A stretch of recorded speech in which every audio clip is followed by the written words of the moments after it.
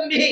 রাসূল সাল্লাল্লাহু আলাইহি ওয়াসাল্লাম বলেছেন, যেই ব্যক্তি রমজান মাসের রোজা রাখবে ঈমানের সাথে, সবাই শব্দটা বলেন, কিসের সাথে? 2 নম্বর ওয়াহতিসাবান, নেকির আশায়। কিসের আশায়? এই দুইটা শর্ত মনে রাখেন। 1 নম্বর ঈমান থাকতে হবে, 2 নম্বর আল্লাহর খুশির জন্য নেকির আশায় রোজা রাখতে হবে। এই দুইটা শর্ত যদি থাকে, গফির লাহু মা তাকাদ্দামা মিন যামবিহি। সে নারী হোক, পুরুষ হোক, সে বাঙালি লোক হোক, রাজয়ের লোক হোক, সে ছোট হোক আর নারী হোক আর পুরুষ হোক, আল্লাহ তার পিছনে সব পাপ ক্ষমা করে দিবে। সুবহানাল্লাহ। তাহলে রমজান মাসে পাপ ক্ষমা চাইতে হলে রোজা রাখতে হবে। রোজা রাখতে গেলে ঈমান লাগবে নাকি লাগবে না? ঈমানবিহীন রোজার কোনো মূল্য নাই, ঈমানবিহীন নামাজের কোনো মূল্য নাই, ঈমানবিহীন হজের কোনো মূল্য নাই, ঈমানবিহীন যাকাতের কোনো মূল্য নাই। ঈমান যদি থাকে আপনার আমলও ঠিক থাকবে। ঈমান ছাড়া আমল দিয়ে পরকালে কোনো নেকি পাওয়া। এজন্য সারা বলছেন, আল্লাহুম্মা ইন কুনতু আমানতু বিকা, আল্লাহ আপনি যদি জানেন আমি আপনার উপর ঈমান এনেছি। 1 নম্বর। ওয়া রাসূলিকা, আপনার রাসূল ইব্রাহিমের উপর ঈমান এনেছি। তখনকার রাসূল ছিলেন ইব্রাহিম, মানে তার নিজের স্বামী, তার উপর ঈমান এনেছি। 3 নম্বর, আমার মা, আমার বোন, আমার কন্যা, আমার স্ত্রী। একটু খেয়াল করে শুনুন, একটু খেয়াল করে শুনুন, পরের পয়েন্টটা কত গুরুত্বপূর্ণ। তিনি বলছেন ওয়া আহসানতু ফারজি, আমি আমার লজ্জাস্থানকে হেফাজত করেছি। বলেন সুবহানাল্লাহ। লজ্জাস্থান কেমনে হেফাজত হয় এই শব্দটাও তিনি বলেছেন। আমি এই লজ্জাস্থান আমার স্বামী ব্যতীত অন্য কাউকে ব্যবহার করতে দেই নাই। কোন নারী যদি তার সতীত্বকে হেফাজত করে, জিনা থেকে আত্মরক্ষা করে, স্বামী ব্যতীত অন্য কাউকে ব্যবহার করতে না দেয়, স্বামী দূরে থাকলেও ধৈর্য ধারণ করে, এই নেক আমল আল্লাহর দরবারে এত গুরুত্বপূর্ণ, এত গুরুত্বপূর্ণ। তিনি যদি বিপদগ্রস্ত হয়ে দোয়া করেন, সারার দোয়া আল্লাহ যেভাবে কবুল করেছিলেন তারটা সেভাবেই কবুল করবেন। 1 নম্বর ঈমানের ওসিলা, 2 নম্বর রাসূলের উপর ঈমানের ওসিলা, 3 নম্বর তিনি তার লজ্জাস্থানের হেফাজতের ওসিলা দিলেন। এরপরে তিনি বলছেন, আল্লাহ এই 3টি কাজ যদি আপনার জন্য করি, আমি যদি জিনা থেকে আত্মরক্ষা করি আপনার জন্য, ফালা তুসাল্লিত আলাইয়াল কাফির, আজকে এই বেঈমান, এই কাফের, এই স্বৈরাচারী শাসক যে আমার সাথে জিনা করতে চায়, আমার সতীত্ব নষ্ট করতে চায়, আমার সম্মান নষ্ট করতে চায়, আপনি আমার সাথে জিনা করার সুযোগ তাকে দিবেন না। আলেমদের হাদিস মুখস্থ আছে, আমি স্মরণ করাই দিচ্ছি। দেখেন, এই কথা বলার সঙ্গে সঙ্গে ওই যে রাজা বাদশাহ চেয়ারের উপর বসা ছিল, লোকটা সাথে সাথে বেহুশ হয়ে মাটিতে পড়ে গেল। বলেন সুবহানাল্লাহ। বলেন তো বেহুশ বানাইছে কে? কিসের কারণে? দোয়ার কারণে। কিসের কারণে? আর দোয়াতে 3টা ওসিলা দিয়েছেন। 1 নেক আমলের, আল্লাহর উপর ঈমানের ওসিলা, 2 নম্বর রাসূলের উপর ঈমানের ওসিলা, 3 নম্বর লজ্জাস্থানের হেফাজতের ওসিলা। আমার সামনে যারা ভাইরা আছেন শুনেন, আপনি যদি আপনার জীবনের এই জিনা থেকে আত্মরক্ষা করেন, নিজের সম্মানকে রক্ষা করেন, আমার মা বোন শুনেন, আপনি যদি জিনা থেকে নিজেকে আত্মরক্ষা করেন, নিজের সম্মানকে রক্ষা করে চলেন, আপনি যে কোনো সময় বিপদগ্রস্ত হলে সারা আলাইহিস সালাম যেভাবে আল্লাহর সাহায্য পেয়েছেন, আজকে আপনি পাবেন, এবং জান্নাতও আপনার জন্য আল্লাহ প্রশস্ত করে দিবেন। এবার আমি একটা হাদিস বলবো, হাদিসটা খুবই চমৎকার, এত চমৎকার যে এইটাকে আমরা আমাদের মা বোনদের জন্য একটা ব্রেকিং নিউজ বলতে পারি। ব্রেকিং নিউজ, একটা গোল্ডেন চান্স, সোনালী সুযোগ, যে সুযোগ কোন পুরুষ জাতির কাউকে দেওয়া হয় নাই। হাদিসটা বলার আগে আমি আপনাদের একটা প্রশ্ন করব, বুঝে শুনে উত্তর দিবে। জান্নাতে যাওয়া নারীদের জন্য সহজ না পুরুষদের জন্য সহজ? বুঝে শুনে বলতে হবে। জান্নাতে যাওয়া নারীদের জন্য সহজ না পুরুষদের জন্য সহজ? অনেকে সঠিক উত্তর দিতে পারছে। জান্নাতে যাওয়া নারীদের জন্য সহজ আর পুরুষদের জন্য কঠিন। কেন? পুরুষরা বাইরে ভিতরে 2 জায়গায় কাজ করে, তাদের কর্মক্ষেত্র বেশি, অনেক সেক্টরে তার দায়িত্ব পালন করে এবং দায়িত্বের হিসাব দেওয়া লাগে। নারীদের দায়িত্বের পরিধি কম, তারা ঘর মেনটেন করে। এখন কাউন্টার প্রশ্ন, জান্নাতে নারী বেশি না পুরুষ বেশি? হাদিসে রাসূল সাল্লাল্লাহু আলাইহি ওয়াসাল্লাম বলেন, আমাকে আল্লাহ তাআলা জান্নাত দেখাইতে দিলেন, আমি দেখলাম জান্নাতের অধিকাংশই পুরুষ, জাহান্নাম দেখাতে নিলেন, দেখলাম অধিকাংশই হলো নারী। এই হাদিস শোনানোর পরে মা বোনরা সাথে সাথে প্রশ্ন, ইয়া রাসূলুল্লাহ, আল্লাহ রাসূল কেন? কারণ কি? আমরা কি দোষ করছি? জান্নাতে আমরা কম, পুরুষরা বেশি, আমাদের অপরাধ কি? রাসূল সাল্লাল্লাহু আলাইহি ওয়াসাল্লাম দুইটা অপরাধ তুলে ধরেছেন। এক, তুকসিরনাল লানা ওয়া তাকফুরনাল আশির।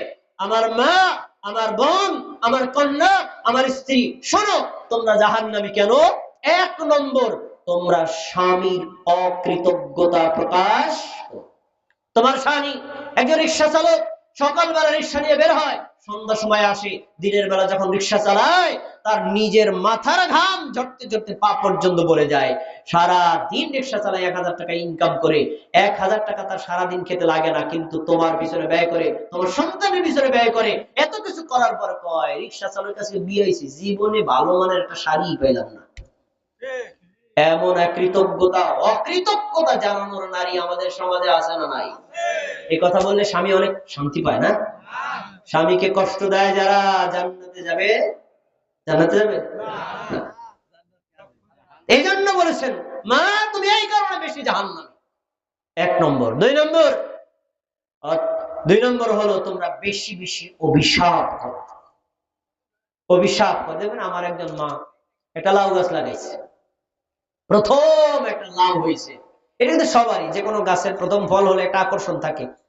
আমি এই ফলটা মসজিদের দান করব, এই ফলটা আমি ইমাম সাহেবকে খাওয়াবো, এই ফলটা আমার ওই আত্মীয় স্বজনকে পাঠাবো, এরকম একটা চাহিদা থাকে, তাই না? প্রথম ফলটা চুরি হয়ে গেলে কি আমরা কষ্ট পাই না? আজ ধরেন লাউটা চুরি করে নিয়ে গেছে, দেখবেন আল্লাহ যে আমার লাউটা নিছে, আল্লাহ তুমি তার উপর ঠাড়া ফালাও। এরকম কথা বলে না? কি বলে না? তার মানে দেখেন, লাউ চুরি করছে চোর, সে এমন অপরাধ করছে, সর্বোচ্চ তার হাত কাটা যাবে, তার উপর ঠাড়া ফালাইয়া তার মৃত্যু দেওয়া যাবে না। যে অপরাধ যতটুকু, অভিশাপ তার চেয়ে বড় দিছে না ছোট দিছে? এটা নারীদের অপরাধ। আমার মা আমার থেকে এক বাটি লবণ ধান নিছে, তো বললাম 3 দিন পরে, তুমি লবণ দিছিলা কি? ফেরত তো দিলা না। দিছি তো। না দাও না, দিছি তো। এবার আমার ছেলের উপর হাত রেখে বলছি, আমি ছেলের কসম করে বলছি দিয়ে দিছি। দেখেন, এক বাটি লবণের জন্য ছেলের কসমও করা হয়ে গেছে। এই যে অধিকাংশ সময় অভিসম্পাদ করা, এটা নারীদের জাহান্নামে যাওয়ার একটা। এখন শোনেন, তো রাসূল সাল্লাল্লাহু আলাইহি ওয়াসাল্লাম বোঝাতে চাইলেন যে শোনো, এরকম অকৃতজ্ঞতা প্রকাশ করা যাবে না। এখন আমি এতক্ষণ হাদিসে কেন বললাম যে নারীরা জাহান্নামে বেশি, অথচ তাদের জান্নাতে যাওয়ার সুযোগ ছিল বেশি? কিন্তু শোনেন কেন, আমি আপনাকে একটা হাদিস দেই মা বোনদের জন্য, একদম হাইলাইট করা হাদিস, মুসনাদে আহমদ, হাদিসটা সহিহ। আর আব্দুর রহমান ইবনে আউফ রাদিয়াল্লাহু আনহু আনহু قال, আব্দুর রহমান ইবনে আউফ রাদিয়াল্লাহু তাআলা বলেন, قال রাসূলুল্লাহ সাল্লাল্লাহু আলাইহি ওয়াসাল্লাম, আল্লাহ রাসূল সাল্লাল্লাহু আলাইহি ওয়াসাল্লাম বলেছেন, ইদা সাল্লাতিল মারআতু খামসাহা, কোন মা, কোন বোন, কোন কন্যা, কোন স্ত্রী, কোন মুমিন নারী যদি 5 ওয়াক্ত ফরজ নামাজ আদায় করে, সবাই আমার সাথে বলতে হবে, কি আমল? ফরজ নামাজ, নফল না, সুন্নাত না। নফল সুন্নাত একেবারে ছেড়ে দিবে এরকম না, সাধ্যমতো করবে, কিন্তু যদি নফল সুন্নাত করতে না পারে, ফরজ ছাড়া যাবে। এক নম্বর আমল। 2 নম্বর, অসামাত শাহরাহা, রমজান মাসের রোজা রাখে। আসতেছে রমজান মাস, রমজান মাসে একজন মা এবং বোন যতদিন সে তুহুর বা পবিত্র থাকবেন, ততদিন তিনি সিয়াম ভঙ্গ করবেন না। আর যখন তিনি অপবিত্র হয়ে যাবেন, তখন ওই কয়টা সিয়াম ভেঙে দিবেন, পরে আবার কাজা করবেন। তো যে মা, যে বোন রমজান মাসের রোজা রাখে, 2টা আমল। 3 নম্বর, আহসানাত ফারজাহা, যে মা, যে বোন, যে কন্যা, যে স্ত্রী তার নিজের লজ্জাস্থানের হেফাজত করবে, অর্থাৎ জিনায় লিপ্ত হবে না, নিজের সতীত্বকে রক্ষা করবে, সম্ভ্রমকে রক্ষা করবে। 3 নম্বর আমল। 4 নম্বর হলো আতাআত বালাহা, তার স্বামীর আনুগত্য করবে, স্বামীর কথা মেনে চলবে, স্বামীর সাথে তর্ক করবে না, স্বামীর সাথে কখনো কষ্ট দিয়ে কথা বলবে না, স্বামীর আনুগত্য করে সংসার করবে, তার আমল যে করবে আল্লাহর নবী বলেছেন কিলা লাহা, তাকে বলা হবে উদখুলিল জান্নাতা, হে আমার মা, হে আমার বোন, তুমি জান্নাতে প্রবেশ করো। জান্নাতের 8টা দরজা তোমার জন্য খুলে দেওয়া হলো, যেই দরজা দিয়ে তোমার মনে চায় ওই দরজা দিয়ে তুমি জান্নাতে চলে যাও। সুবহানাল্লাহ। দেখি আপনাদের মনে আছে কি নারীদের জান্নাতে যাওয়ার জন্য কয় দফা কর্মসূচি? কয় দফা কর্মসূচি? 5 ওয়াক্ত নামাজ, রমজান মাসের রোজা, লজ্জাস্থানের হেফাজত, স্বামীর আনুগত্য। কয়টা বললাম? মা বোনরা যারা আছেন আপনারা একটু মুখ দিয়ে বলেন, মুখস্থ যে হাদিস। 5 ওয়াক্ত নামাজ, রমজান মাসের রোজা, স্বামীর আনুগত্য, আর হলো নিজের লজ্জাস্থানের হেফাজত করা। এই 4 আমল করবে যে নারী, সে জান্নাতে যাবে না জাহান্নামে যাবে? এবার আপনাদের কাছে বলছি, আমি তো এখানে সালাত আদায় করলাম, দেখলাম অনেক মুফতি মাওলানা আছেন, এখানেও আছেন, আমার চেয়ে অনেক বড় বিজ্ঞ আলেম, তাদেরকে জিজ্ঞেস করেন যে পুরুষের জন্য মানে একটা হাদিস আসমানেও নাই, জমিনেও নাই, আর হাদিসের কোন কিতাবেও নাই পুরুষ 5টা কাজ করলে জান্নাতে যাবে, নাই। পুরুষ 6টা কাজ করলে জান্নাতে যাবে, নাই। এত সহজ কোন সুযোগ পুরুষদের জন্য রাখা হয় নাই, রাখা হয়েছে কাদের জন্য? নারীদের জন্য। মা বোন, যদি জান্নাতে যেতে চান আপনাকে হাদিসটা মুখস্থ রেখে আপনার আমল করতে হবে। আপনি 5 ওয়াক্ত সালাত আদায় করবেন, আপনি অবশ্যই রমজান মাসের সিয়াম রাখবেন, অবশ্যই নিজের লজ্জাস্থানের হেফাজত করবেন, অবশ্যই আপনি আপনার স্বামীর আনুগত্য করবেন। এই 4 কাজ করলে আপনার জন্য আল্লাহ জান্নাতের দরজাই খুলে দিবেন। সুবহানাল্লাহ। এখন আসি, যদি আমার মা, আমার বোন এই পর্দার বিধানগুলো মেনে চলতে চায়, তাহলে তার অবশ্যই নিজের শরীরের উপর পর্দার বিধানটাকে বাস্তবায়ন করা লাগবে নাকি লাগবে না? অবশ্যই লাগবে।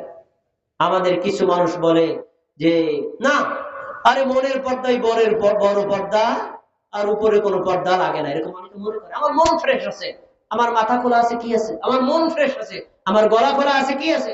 আমি পুরুষদের সামনে গেলে কি আছে? আমি কোনো পুরুষের সাথে জেনা করার জন্য যাই না, এরকম কথা বলে এড়িয়ে যাওয়ার কোনো সুযোগ নাই। পর্দার বিধান নিজের শরীরে বাস্তবায়ন করতে হবে। এখন আসুন, পর্দার বিধান বাস্তবায়ন করার আগে আপনাকে সতর সম্পর্কে জানতে হবে। একটা প্রশ্ন করি, উত্তর দেবেন। একজন নারী তার সতর কতটুকু শরীর ঢেকে রাখা ফরজ, কেউ কি বলতে পারবেন? না, মাথার তালু থেকে টাকরু পর্যন্ত ঢেকে রাখা ফরজ। আপনার এই উত্তরটা সঠিক হয়নি,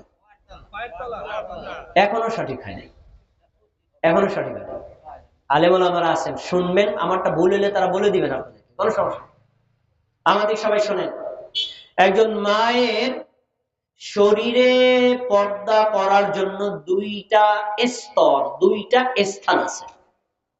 এক, যখন সে মাহরাম পুরুষের সামনে থাকবে তখন একটা পর্দার ধরন, আর যখন সে গায়রে মাহরাম পুরুষের সামনে যাবে তখন হবে পর্দার ধরন ভিন্ন রকম। এখন মাহরাম কে? মাহরামের একটা সহজ সূত্র আলেমরা বলেন, আমি আপনাদের মনে করাই দিই। যাদের সাথে দেখা দেওয়া জায়েজ, বিবাহ হারাম, এরা হলো মাহরাম। আচ্ছা, বাবার সাথে বিয়ে জায়েজ আছে? আপন ভাইয়ের সাথে বিয়ে জায়েজ আছে? আপন মামার সাথে বিয়ে জায়েজ আছে? আপন চাচার সাথে বিয়ে জায়েজ আছে?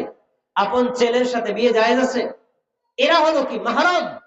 এই মাহরাম পুরুষের সামনে একজন মা, একজন বোন যখন থাকবে তখন তার বুক ঢেকে রাখা ফরজ। নিজের বাবার সামনে হলেও বুক ঢেকে রাখা ফরজ, পেট ঢেকে রাখা ফরজ, পিঠ ঢেকে রাখা ফরজ, নাভি থেকে হাঁটু পর্যন্ত ঢেকে রাখা ফরজ। হাঁটুর নিচে যদি বাবা দেখে গুনাহ হবে না, আপন ভাই দেখে গুনাহ হবে না। মাথার চুল যদি বাবা দেখে, আপন ভাই দেখে গুনাহ হবে না। গলা দেখে গুনাহ হবে না, মুখ দেখে গুনাহ হবে না, হাতের বাজু দেখে গুনাহ হবে না। শুনুন, কিন্তু যখনই এই মা আর এই বোন গায়েরে মাহারাম কোন পুরুষের সামনে যাবে, যেমন রাস্তায় গেল, বাজারে গেল, মার্কেটে গেল, তখন কি গায়েরে মাহারাম পুরুষের সাথে দেখা হয় নাকি হয় না? তখনের বিধান হলো নিজের দুই চোখ খোলা রাখা যায়, আর দুই হাতের কবজি খোলা রাখা যায়। ঢেকে রাখাটা উত্তম, ফরজ না, খোলা রাখা যায়। দুই চোখ আর দুই হাতের কবজি ব্যতীত পা থেকে মাথা পর্যন্ত পুরো আদ্যপান্ত সবকিছু ঢেকে রাখা নফল না ফরজ? এবার আপনারা বলেন, চুল ঢেকে রাখা কি হয় তাহলে? বুঝেন নাই মনে হয়।